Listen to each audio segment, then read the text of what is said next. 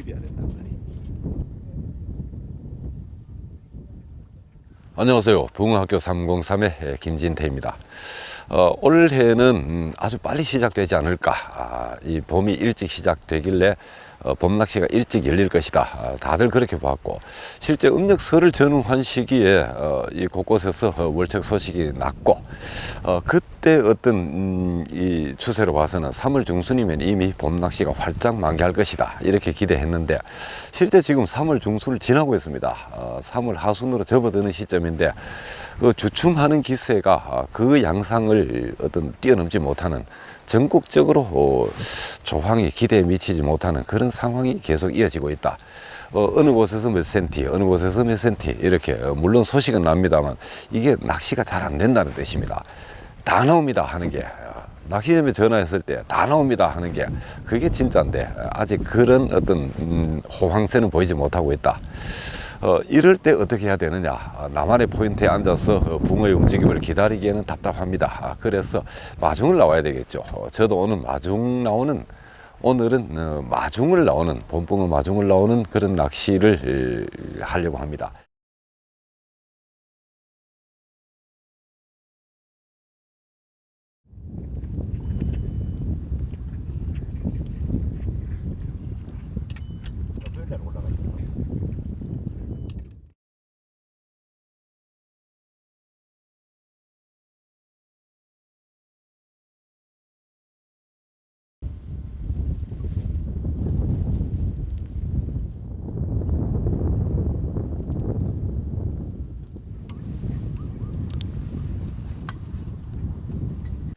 제가 찾은 곳이 이 전남권인데요. 비교적 봄이 좀 빨리 시작되는 곳이죠. 그리고 저수지 규모가 꽤나 큽니다. 큰 저수지에 어떤 일조량이 많은 대형지, 그 상류의 골짜리, 이런 곳은 미리 좀 일찍 터지게 돼 있고, 또 터지면은 그게 근 한 달여 동안 입질이 이어진다. 그런 특징이죠. 오늘 여기서 대형지, 상류, 골짜리, 작은 댐을 방불케 하는 큰 저수지의 봄낚시, 어느 곳에서 이루어지고 어떻게 또 공략을 하는가, 그 점을 아마 여러분과 함께 풀어보는 그런 낚시가 될 것 같습니다. 이 포인트 전체를 보자면요, 둑이 하나 놓여 있고, 길이죠. 저수지 중앙으로 길이 나 있습니다. 길 아래쪽이 훨씬 큰 작은 댐만한 그런 규모의 저수지, 그리고 그 길 위쪽에 상류권 이 전체가 길로서 가로막혀 가지고 하나의 독립 저수지처럼 보이는데요, 여기 전체가 골짜리입니다.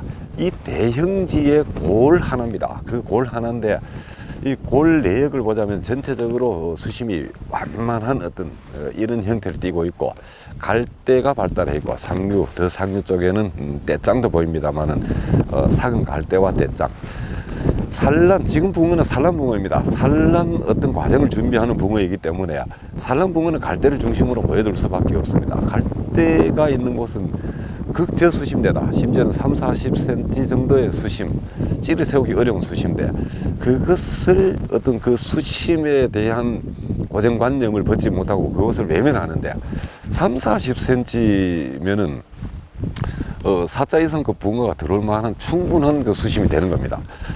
뭐 저는 연중 그러하다고 보는데요. 특히 이 산란을 전후한 이 시기에는 갈대밭 제일 안쪽, 그러니까 수심이 30-40cm 나오는 그 갈대 작업하기 어렵죠. 긴데 필요 없습니다. 20대 전후면 충분한 어떤 거리가 되니까 짧은 거리에 작업을 해가지고 갈대밭 제일 뒤쪽을 공략한다. 그것이 첫째 오늘의 관점이 되겠습니다. 갈대밭 뒤쪽으로 들어가서 다음 순서를 진행하도록 하겠습니다.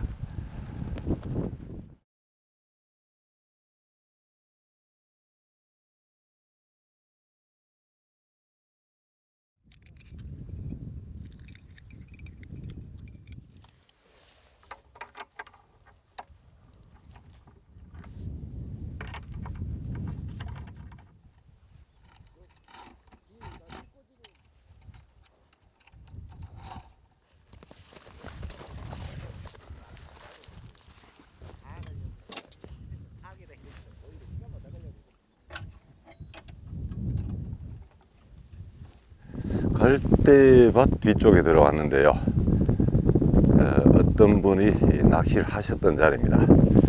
짧은 거리로 구멍을 아주 잘 만들어 놓는데 수심이 약 한 7, 80 정도, 생각보다 깊게 나옵니다. 4, 50 정도 나오지 않을까 생각을 했는데, 또 4, 50이면 좋겠다 생각을 했는데 수심이 7, 80 정도로 조금은 깊다. 조금 깊게 수심이 잡히고 있는데요. 이 시기에, 이런 시기에 낮이라고 해서 함부로 작업을 하기 좀 조심스러운 면이 있습니다. 수초 낫을 가지고 함부로 수면에 이 소음을 내면서 작업을 하는 거 대단히 조심스러운데요. 왜냐하면은 이곳에 아마 붕어가 오늘 움직임을 한다면은 이미 들어와 있을 겁니다. 이 수초밭 속에 이미 붕어가 들어와 있을 건데요. 이미 들어와 있는 붕어를 쫓아내놓고 밤낚시를 한다. 산란붕어는, 특히 이 산란붕어는 원래 밤을 이용해서, 어둠을 이용해서 알짜리를 보러 이렇게 연안으로 올라오는데요.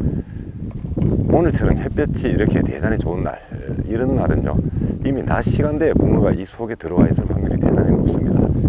붕어가 이미 들어와 있을 수 있다는 어떤 가정하에 움직임을 갖는 것이 좋습니다. 지금도 여기 구멍이 좀 크진 감이 있는데요. 아마 몇 분이서 낚시를 하고 이러다 보니까 구멍이 더 넓어진 것 같습니다. 구멍이 넓어지면 어떻게 해야 되겠습니까? 정숙한 낚시를 하는 수밖에 없습니다. 아주 조심스럽게 구멍을, 최소한의 구멍만,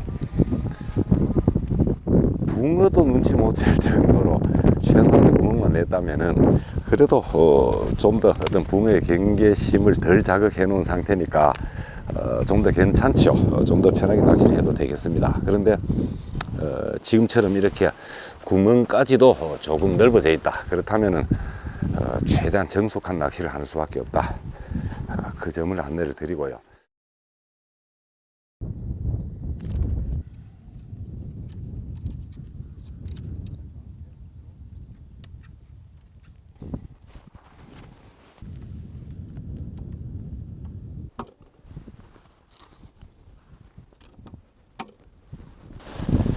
이미 햇볕이 좋으니 많지 이미 붕어가 이 포인트에 들어와 있을 것에 대비해서 미끼를 애초에 바닥을 확인하고 미끼를 달아서 넣고 있습니다. 지금 이 미끼를요 삶은 겉벌이를 사용하고 있습니다. 분류길이 극성을 부리기 때문에 우리 영남권에서는요 분류길이 극성을 부리는 포인트에서는 이 겉벌이 미끼를 사용을 합니다. 삶은 겉벌이인데요, 껍질을 까지 않은 겉벌입니다. 겉벌이, 껍질을 까지 않은 겉벌이 삶은 것을 이렇게 두 알씩 깨면은 작은 바늘에 딱 맞습니다. 이렇게 넣으면은 분류길 성화를 거의 피할 수 있고, 이렇게 미끼를 넣으면 분류길이 아무리 받친 곳, 분류길이 엄청나게 설치는 곳에서도 미끼 훼손 없이 어떤 이 낚시를 진행할 수 있습니다. 그리고 붕어가 이 거칠고 딱딱한 겉벌이 미끼를 잘 먹습니다.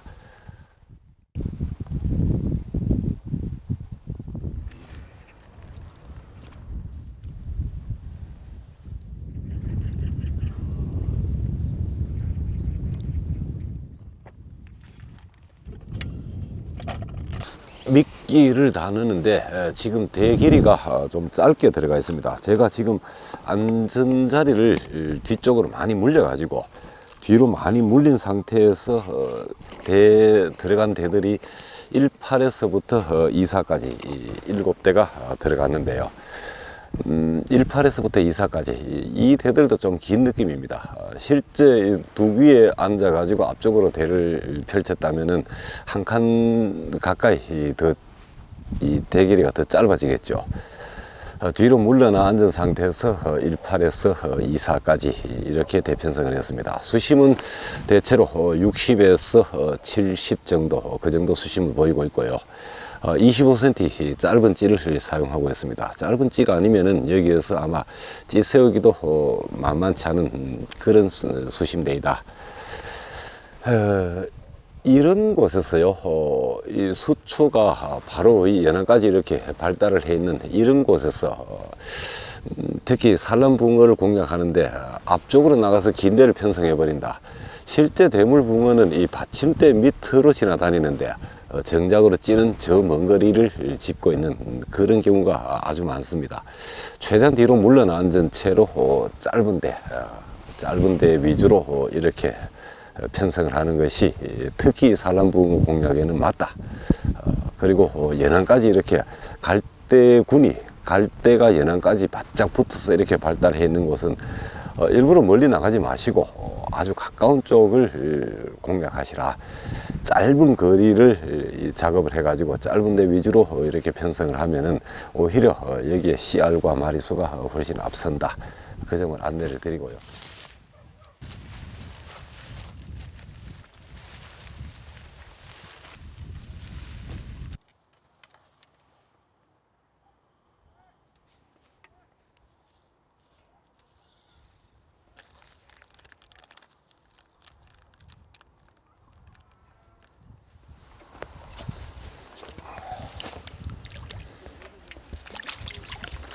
뭐야, 개쓰네.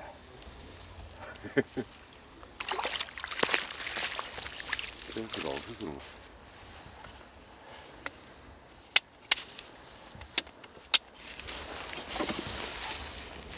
이야.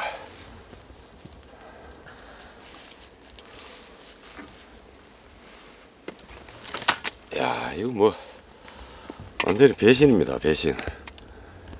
이게 지금 미끼가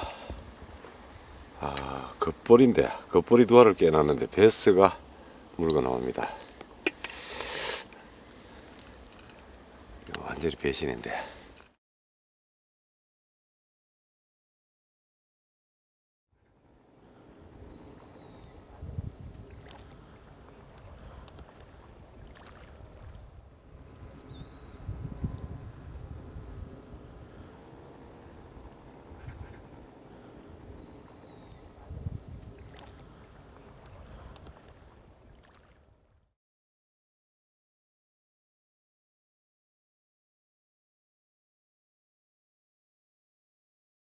시청자 질문에 답을 드리는 순서입니다.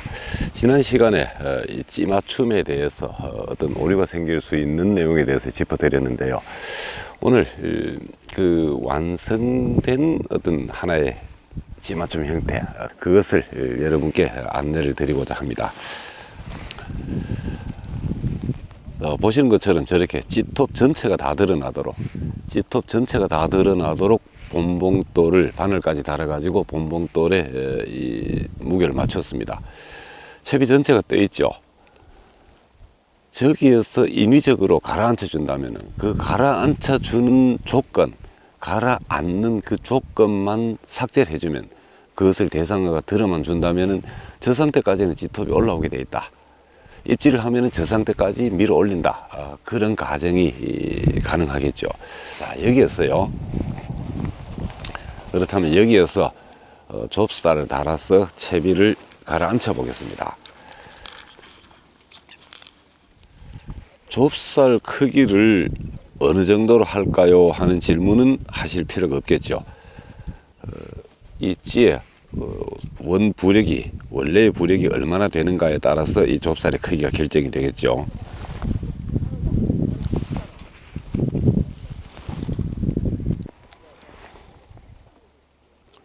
좁쌀을 달아서 지금 좁쌀의 무게로 찌가 수면 아래로 너무 빠르지 않게 사라지도록 맞춤을 했습니다. 자, 저렇게 수면 아래로 완전히 가라앉았죠. 그렇다면은 이 수면 아래의 모습을 상상을 한번 해봅시다. 자, 이렇게 되어 있는데요. 좁쌀이 없다면은 떴습니다. 좁쌀이 없다면은 이렇게 찌톱 전체가 떴죠. 채비 이 본봉돌이 완전히 떠 있다는 뜻입니다. 바늘의 무게는 상관이 없습니다. 여기에서 어차피 떠 있으니까요. 이렇게 떠 있었는데 좁쌀을 달아 가지고 수면 아래로 완전히 가라앉도록 했다. 내려가면 어떻게 되겠습니까? 좁쌀만 닿겠죠. 좁쌀만 이렇게 본봉돌이 떠 있는 상태에서 좁쌀의 무게로 내렸기 때문에 좁쌀만 바닥에 닿아 있고 본봉돌은 이렇게 분명히 떠 있습니다. 찌톱을 수면 위로 한두 마디 드러내더라도 이 상태는 변함이 없습니다. 수면 아래로 이 찌톱을 수면 아래로 완전히 잠그더라도 이 상태인 것은 변함이 없습니다. 봄봉돌은 떠 있고 좁쌀만 닿아 있는 우리가 원하는 예민한 찌맞춤을 얻었습니다. 여기였어요. 자, 예민함은 이제 해결이 됐습니다. 단지 우리가 챔질 시에 챔질 타이밍을 좀 늦게 가져가야 된다. 그리고 찌소스는 대단히 우아하죠. 어쨌거나 작은 입질이든 큰 입질이든 속도의 차이만 있을 뿐 굵은 놈은 서서히 밀어 올리고 잔챙이는 좀 빠르게 올리겠죠. 어쨌거나 입질이 들어오면 찌톱 전체를 밀어 올리니까 챔질 타이밍만 조금 늦춰주면은 이제 이 어떤 찌맛도 보장이 되고 예민성도 보장이 되고 또 챔질 타이밍 잡는 것도 더 유리해졌습니다. 그러면은 지금 이 자리처럼 수초가 많이 발달해 있고 바닥 상태도 대단히 지저분한 상태다. 그래서 이 예민함보다는 채비를 바닥에 내리는 게 관건인 어떤 이런 자리에서는 어떻게 하면 되겠습니까? 이 좁쌀의 무게만 가지고 바닥으로 내리는데 대단히 어려움을 겪습니다. 자, 그럴 때는 이 좁쌀을 위로 밀어 올려 가지고 봄봉돌과 좁쌀이 한 덩어리가 되도록 이렇게 만들어 버립니다.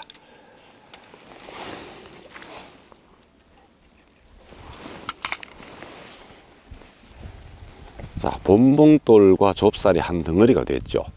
봉돌이 하나의 봉돌이 되었습니다. 분납에서 원봉돌 시스템으로 바뀌어 버렸습니다. 이렇게 되면 어떻겠습니까? 이제는 분납이 아니기 때문에 봉돌이 한 덩어리이기 때문에 그리고 또 이 찌가 내려가는 플러스 맞춤이기 때문에 이렇게 바닥에 닿게 되겠죠. 다만 바닥에서 본봉돌이 철퍼덕 눕는 것이 아니고 본봉돌이 아마 비스듬하게 이렇게 바닥을 찍고 있을 겁니다. 어쨌거나 좀 더 무거운 맞춤이 됐습니다. 좁쌀 하나로 겨우 내리는 맞춤에서 봉돌 전체가 바닥으로 내려가기 때문에 좀 더 무거운 맞춤이 됐습니다. 이제 바닥에 내리기에는 아까 이 분납에 비해서 상당히 수월한 그런 형태가 됐습니다. 자, 그러면은 아주 가벼운 채비도 이 채비 하나로 이렇게 좁쌀만 밑으로 내려버리면은 예민성에서 누구에게도 뒤지지 않는 낚시를 할 수가 있다.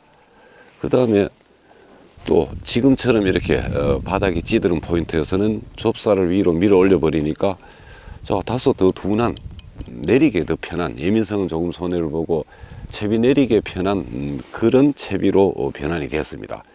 얼마나 편합니까? 그렇게 낚시를 하시고 철수길에는 하나 추가로 달았던 좁쌀을 떼내버리시면 다시 이 채비 그대로입니다. 채비를 어떻게 변환하고 복잡한 찌맞춤 과정 그런 것 없이 좁쌀을 밀고 내리는 동작 하나로 양쪽을 마음대로 선택할 수 있다. 그래서 아마 제가 사용하기도 좋고 또 여러분들 중에 낚시 입문자라든가 그런 분들도 쉽게 따라 하실 수 있고 운영을 하시다 보면은 어떤 원리 한두 개 정도는 저절로 터득을 하게 되어 있습니다. 그 뒤로는 더 복잡한 맞춤을 하시든지 그것은 여러분 선택의 선택 사항이죠. 저는 이 채비를 고수할 겁니다. 채비에 대한 안내 오늘 이것으로 마치겠습니다.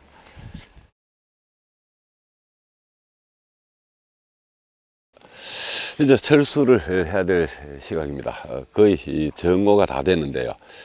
10시가 넘어서, 오전 10시가 넘어서 자욱하던 안개가 그치고 좀 희한한 날이다. 희한한 날씨를 만나가지고 그렇게 됐는데요. 야간에 대단히 추웠습니다. 지금 발밑에 물색이 갑자기 맑아져서 바닥이 다 보이는 상황으로 바뀌어 버렸고 고기는 들어와 있습니다. 지금 월척 이상급 되는 붕어들이 이 찌 주변을 어슬렁거리는데 떠 있습니다. 고기가 떠 있습니다. 지금 떠 있는 것이 이 며칠간의 추위가 회복이 덜 됐기 때문에 바닥 수온이 차죠. 차가우니까 이 추위에 오그라들어 가지고 지금 덜덜덜 떨고 있는 상태일 건데 먹이를 먹을 그런 정신이 없겠죠. 날짜를 잘 못 잡은 것 같습니다. 전국적으로 지금 봄 낚시 주춤하는 조항의 주춤세가 이어지는데 그 중에서도 이 호남권이 나름대로 성적이 좀 앞서가는 곳이어서 현지 분들 낚시 친구들하고 하고 연락을 해서 왔는데 낮에 햇볕이 좋아졌다. 오늘 정도면 괜찮겠다 해서 내려왔는데 하루 이틀 정도 햇볕이 더 작용을 해야 될 것 같습니다. 일교차가 너무 큽니다. 봄 일교차는 해롭고요, 가을 일교차는 덕이 됩니다. 예상치 못한 베스 입질을 받고 초저녁에 이 곡물 미끼에 삶은 겉보리에 베스가 덤볐을 줄은 저도 상상도 못했습니다. 이 조항의 주춤새가 이어집니다만은 이 포인트가 그래 하듯이 어디든지 오늘 아니면 내일입니다. 그리고 이렇게 미루어져 있기 때문에 산란 일정을 진행해야 되는 붕어 입장에서 더 급합니다. 날씨 때문에 진행을 못했기 때문에 한꺼번에 하게 되었습니다. 한꺼번에 한다는 것은 이 날짜를 제대로 맞추면 폭발적인 조항을 만날 수가 있다. 사자 전후되는 대물로만 가지고 이 두 자리 이상의 하룻밤에 그런 조과를 낼 수 있는, 아마 곧 그런 소식들이 전국 곳곳에서 들리게 될 겁니다. 여러분들 모두가 그 멋진 현장, 평생 기억에 남을 그 현장을 여러분의 것으로 만들고 여러분이 그 주인공이 되시길 기원드리겠습니다. 오늘 또 어느 정도가 아니고 대단히 큰 아쉬움을 안고 붕어학교 303 여기서 마치겠습니다. 감사합니다.